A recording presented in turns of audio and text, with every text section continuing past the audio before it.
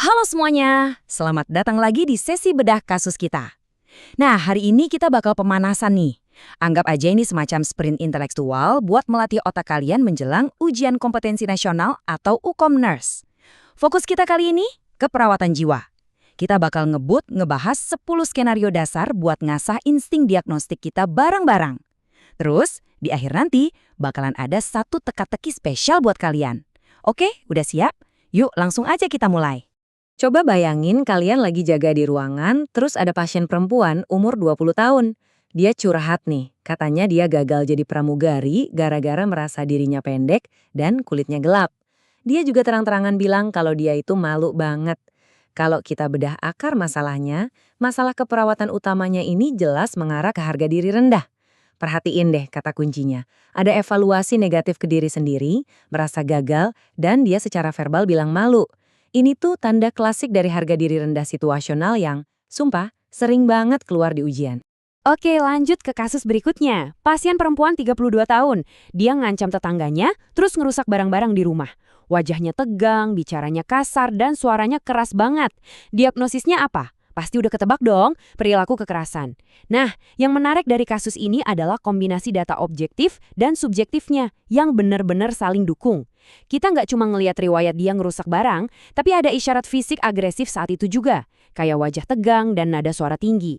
Itu indikator diagnostik yang super kuat. Sekarang coba kita lihat pola pikir yang beda di pasien perempuan 21 tahun ini. Dia nolak makanan yang dikasih karena dia yakin banget ibunya naruh racun buat ngebunuh dia.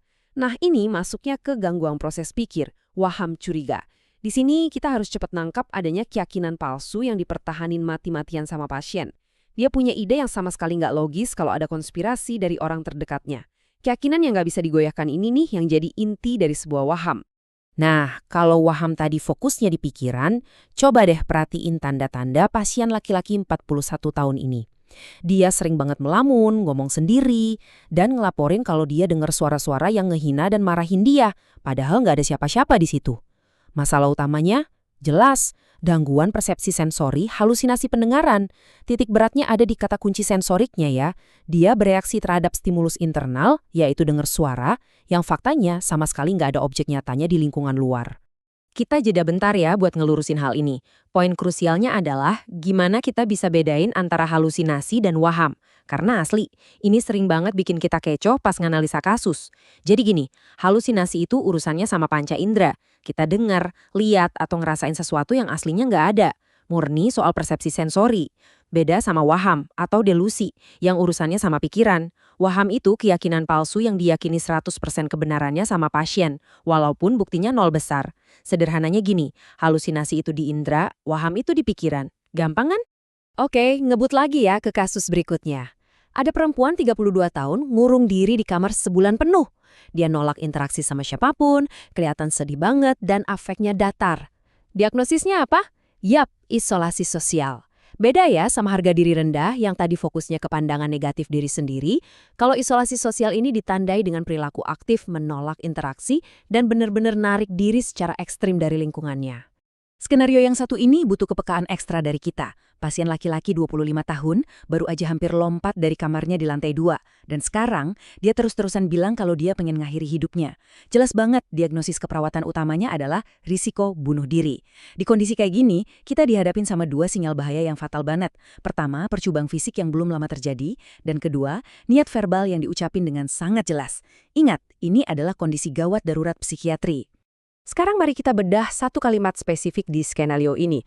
Perempuan 20 tahun pasca kecelakaan ngomong berulang kali, sudah tidak ada lagi yang bisa saya lakukan, saya tidak bisa bekerja lagi. Diagnosis yang paling tepat adalah ketidakberdayaan. Coba dengerin baik-baik susunan kata yang dia pakai. Kata-katanya itu nunjukin kalau dia merasa udah bener-bener kehilangan kontrol atas situasi yang lagi terjadi. Dia ngerasa apapun yang dia lakuin gak bakal ngerubah keadaan.